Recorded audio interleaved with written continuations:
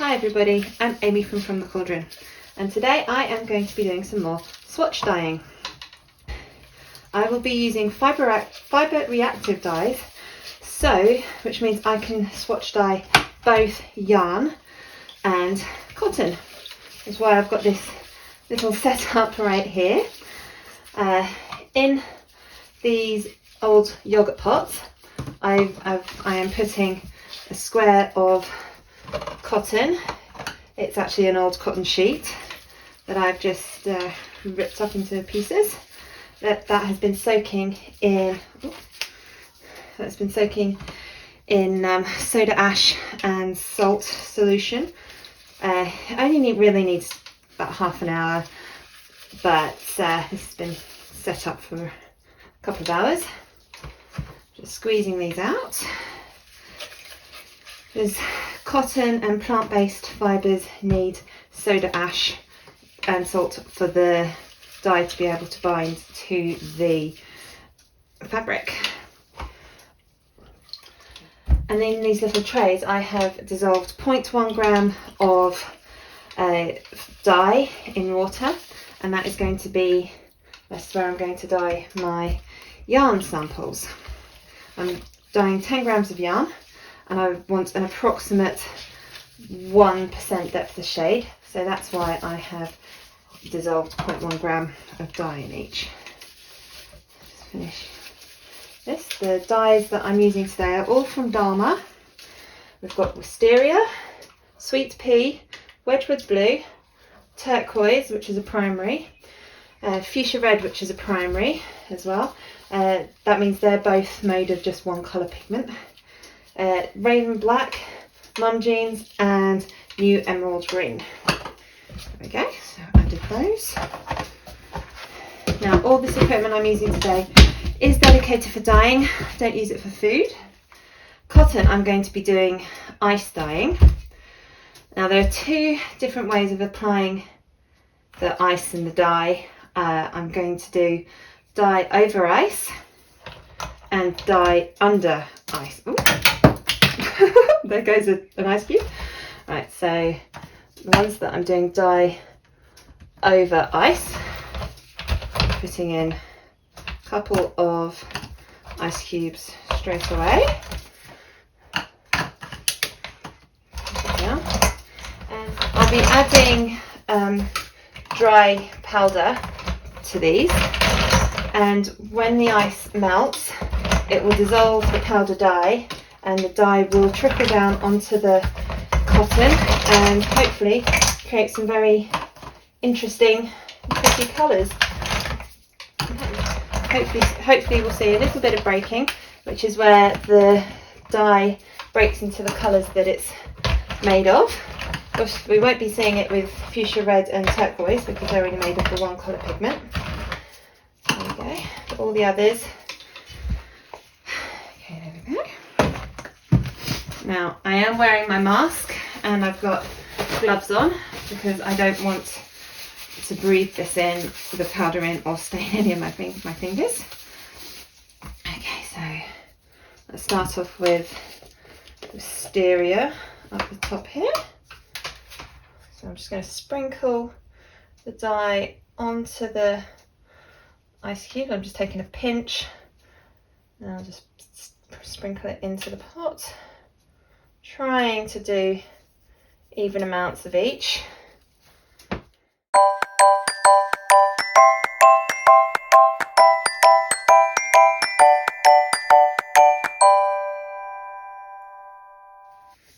going to add in my 10 grams of yarn. This yarn I'm using is 4-ply. It is 75% superwash merino, 25% nylon, and it dyes beautifully.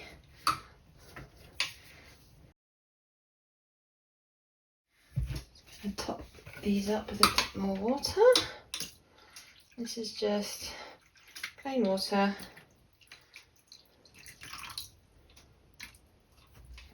The cotton's ready now. Just need to leave that, but I do need to add vinegar to the yarn as the yarn needs that. There we go, just adding a teaspoon of vinegar to each one of these. Give it a little mix up. Make sure everything is covered by water. That wisteria is so pale. I wonder how pale that will turn out afterwards. Now the cotton doesn't need anything else, I just need to leave that alone.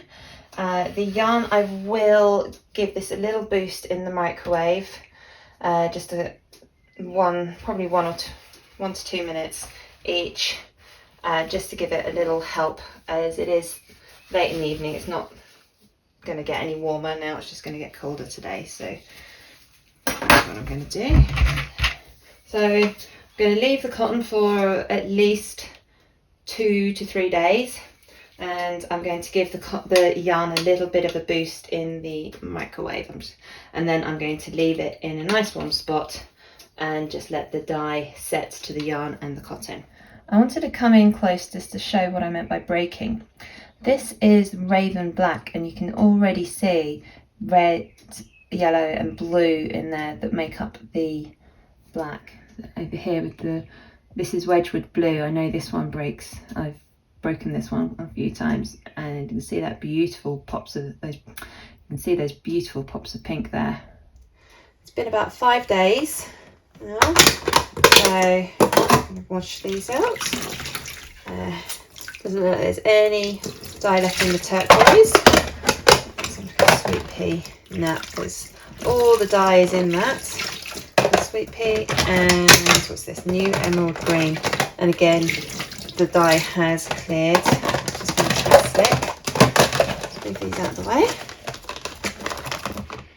So now I'm not going to wash all of these on camera because that would be quite boring, so I'll just show you how I wash these.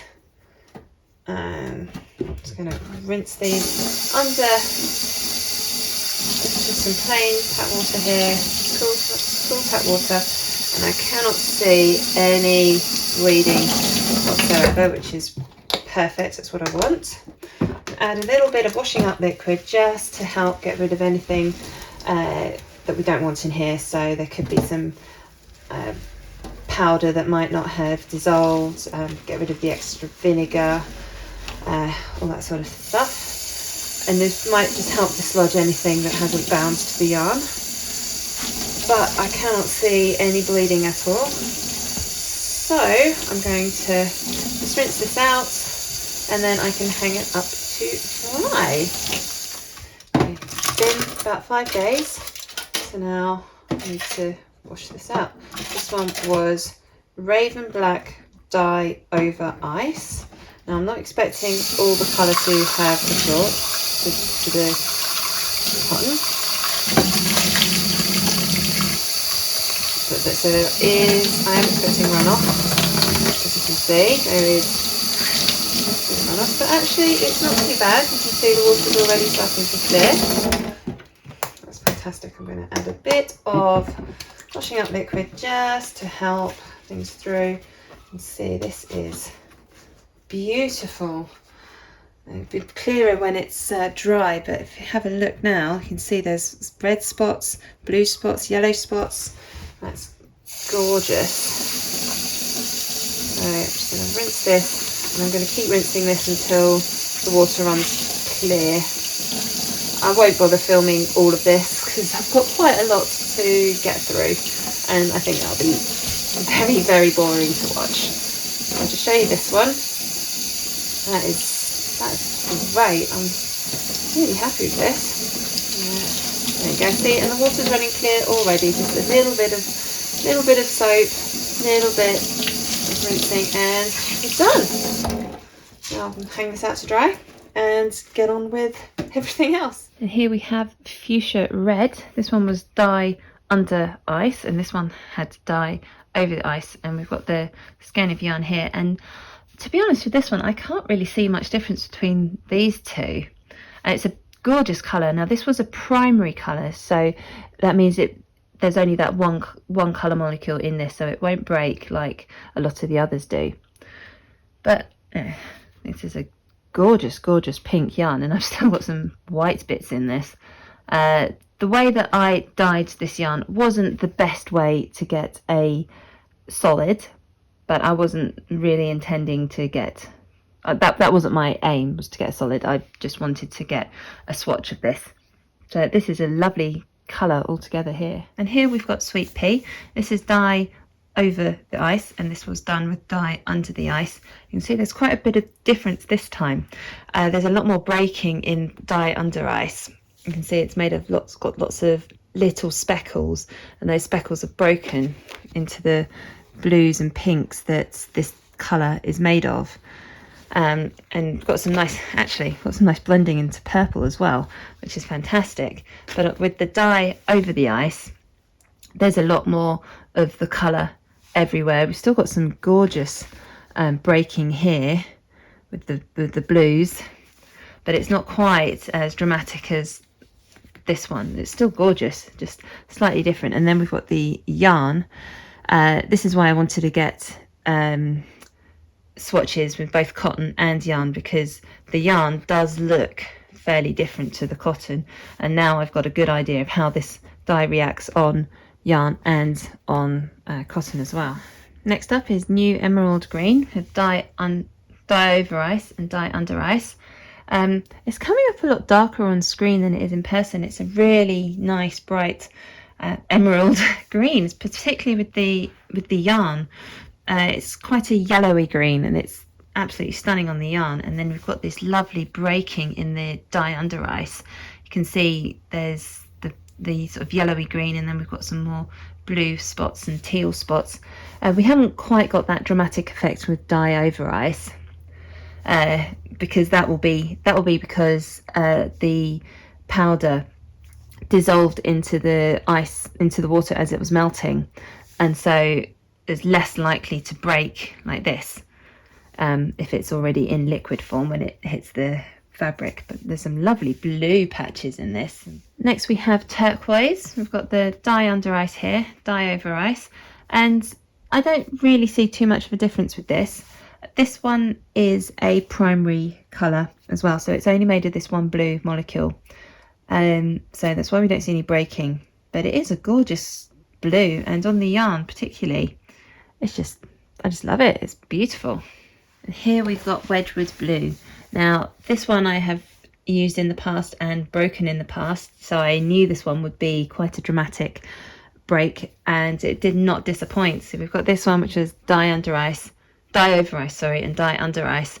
If you look at the dye under ice, we've got some lovely pinks and yellows and blues and everything that makes up that colour. And if you look closely, we've even got some lovely speckles as well, which is quite difficult to do with ice dyeing. But look at that, there's just speckles everywhere. It's beautiful. And again, with this dye over ice, it has broken, so you can see little patches there. Not quite as dramatic as that one, but still lovely. And with the yarn, I don't see any breaking on this, but it does give me a good idea of how this colour looks when it doesn't break. So it's beautiful blue. And here we've got Wisteria. We've got Wisteria with dye over ice and dye under ice. And oh, look at this with dye under ice. This must be where the dye just hit the fabric straight away. We've got some beautiful breaking speckles there. I'm very happy with this. And this yarn, it's very, very, very pale. I mean, compare it to the this is the base colour yarn. There is definitely a colour there, but it is so pale. I think if I want to use this, I'm going to have to really up the dye, otherwise it's going to get lost with other colours, I think. And here we've got Mum Jeans. Got dye under ice, dye over ice, and the yarn. It's a very pretty blue denim yarn, I think. How this is broken on the fabric, it's very similar to the Wedgewood Blue. It's just slightly darker, I think. It's still stunning. I love how the breaking is different between both dye under ice and over ice. This is more with the over ice. you've got a bit more consistent colour, whereas this is, it's still random, but this is very, very random. We've still got some little speckles there as well, and it's great, I think. And I've saved my favourites to last. This is Raven Black, dye over ice, dye under ice. Let's have a look at the yarn first. This is just a nice black. It's not a particularly dark black. I'd certainly need to use a lot more dye to get a much deeper black than this on the yarn, but the cotton is where this one really shines. It's so dramatic, the effect of the breaking. Have a look at the dye under ice over here. I mean, if you just looked at it like this, you probably wouldn't know that this was a black dye. I mean, I can't really see any black on this fabric. You've got all the colours that make up the black and some gorgeous speckles everywhere, but not really the black. And then have a look at this one, which was dye over ice, and it's a lot more pink. You know, there is black on there. You may guess that it was a black dye that made this, but there's loads of pinks in here with some blues, whereas this one's lots of blues with a few pinks. Yeah, I'm just so amazed with how this one has turned out. So thank you so much for watching this video. I really hope you enjoyed it. Please do click like and subscribe to my channel. I like to play around with different dyes and fibre types and techniques and fabrics and all sorts. So every video there will be something different. Thank you so much for watching.